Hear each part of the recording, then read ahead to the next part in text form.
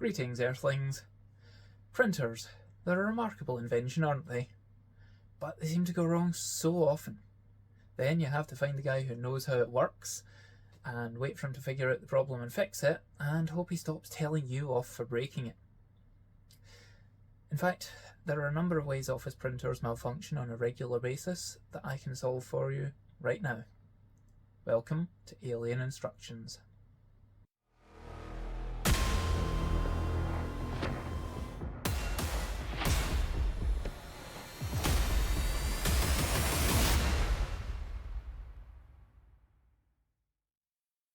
I think every office of more than 10 people anywhere in the world probably has one of these combo devices. You know the type. There's a scanner on top, then a big bit in the middle that spits out paper in a variety of ways, and below that, up to 4 drawers that can usually hold a whole stack of paper each. I would demonstrate one in real life, but I'm not quite 10 people and I don't much like paper, so I don't really even have a printer anymore, except this thing in the backup machine. They all operate slightly differently, but there are some common features to them. First, they tend to look for paper from the top down, unless your computer points them at a specific drawer. So if you have, for example, headed paper for official letters only, maybe put that in a drawer number bigger than 1. Picture, if you will, going to your printer and loading 3 sheets of headed paper into tray 1, then going back to your desk and sending your print, walking over to the printer and finding that pages 2 and 3 have printed on the cheap copy paper, and your other 2 sheets of headed paper are there as well, bearing someone's neat and tidy CAD plans. It's happened. They were my plans, and they were due out urgently. So instead designate the lowest A4 tray, not the lowest numbered, as your headed paper tray. In most offices, that'll be tray 3 with the 4th tray reserved for A3 paper. Just maybe only put a couple of dozen sheets in at a time unless you have money to burn, because there's always the danger of the next problem. So you need to photocopy something.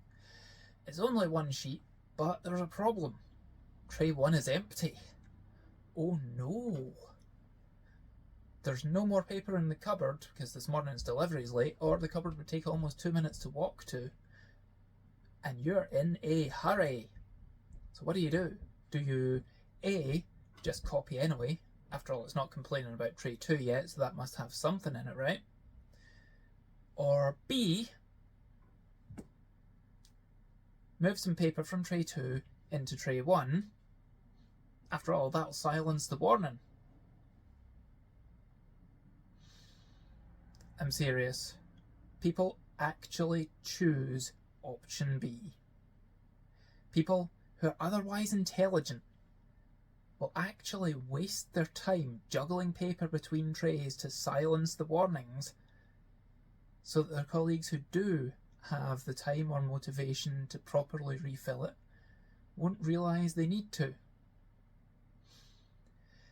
And then comes that cursed moment when, after this has happened 3 times, you open tray 2 to juggle some paper and discover to your horror there is only 1 sheet left. I'm still not making this up. So the correct answer is A, leave the warning so that the next person knows. They might do the work you didn't want to do. The printer does understand how to use tray 2. That's why it exists. Just as a little aside on that, when you are refilling the tray, your best bet is, have the tray completely empty and tear open your packet at one end and then kind of fan the paper like you're at a very small card trickster. Pull it out of the kind of paper wrap thing and just carefully put the whole thing into the tray in one go. You would not believe the number of times I've seen, again, otherwise intelligent people pulling 10 sheets out at a time and sitting them in, and it takes them all day. And then when you're done, be very careful about how you close the drawer. I've fixed so many issues with older printers that basically have come down to people, when they're closing the drawer, they go, whap! You don't need to do that. I mean, the force you need to open the tray is sometimes a little bit much because there's a catch keeping it there, but you need a lot less to actually close it. So kind of figure out how much force it takes to close it and don't do any more, if you know what I mean.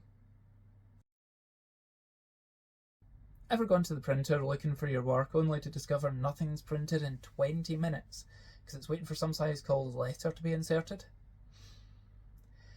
Yes, this is one particularly for the non-American audience.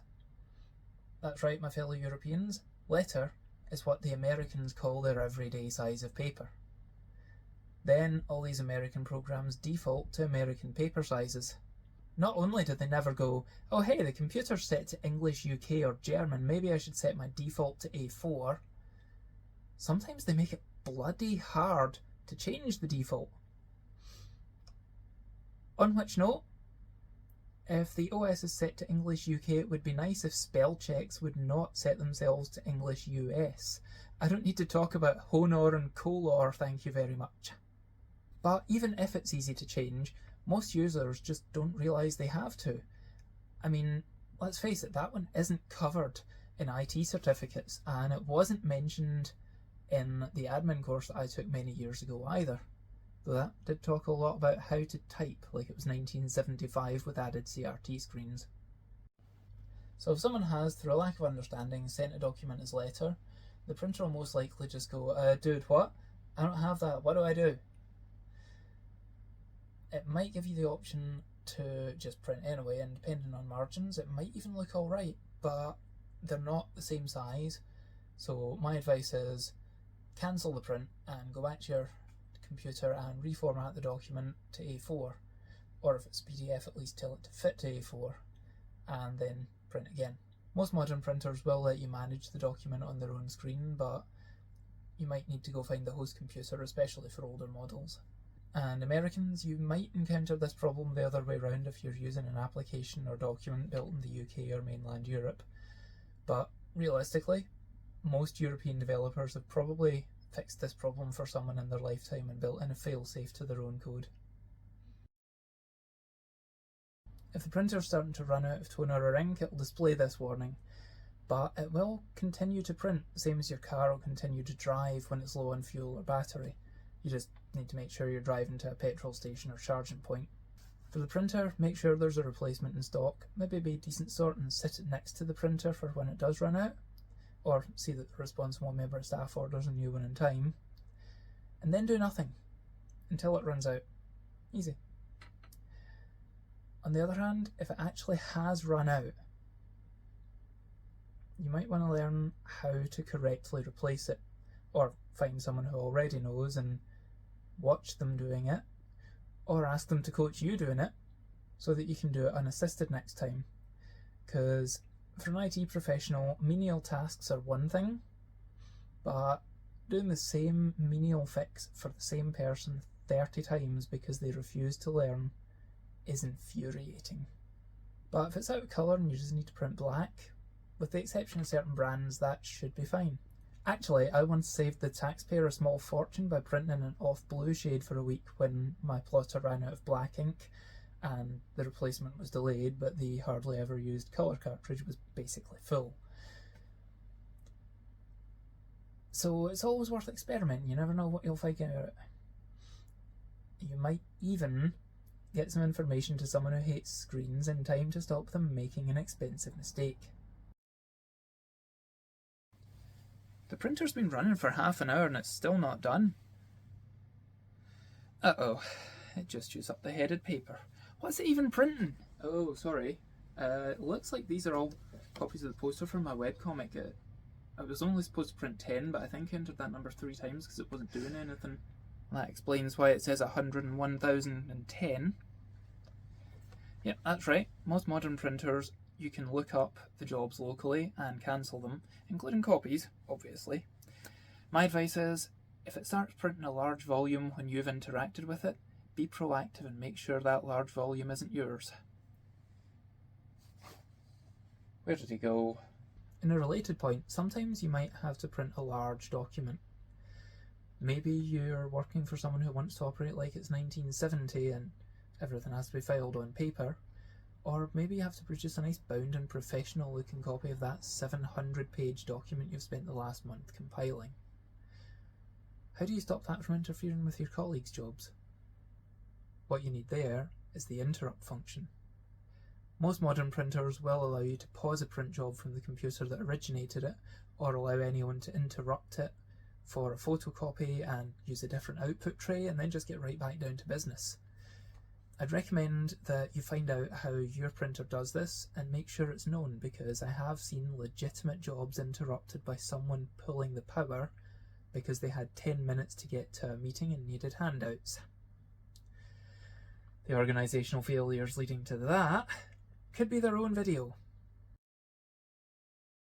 But you know, the biggest problem with printers is that they encourage the use of paper. As computers became more widely adopted in the 90s and turn of the century, paper use did not go down as predicted. It went up. Because it's just so damned convenient to print everything all the time, including to proofread it, because that's totally not an antiquated way to mark up a document. Consider only using paper if you actually need to, which is way less often with every passing year. And maybe I'll do a video shortly on why paper records are way less reliable than computerized ones. I hope you found this video to be informative and entertaining. If you have any printer tips I didn't include here, I was trying to be brief and not tailor to any one model, then feel free to leave them in the comments. And if you think I said something wrong, feel free to leave that in the comments, and I may or may not try to demolish your argument, or I might say, well done, you've corrected me. If you'd like to see more videos like this, I'd be grateful if you consider sponsoring me on Patreon. I'm still setting up there, it was originally just for my making comics, but bear with me and you'll see great things there, and here. Peace, and long life.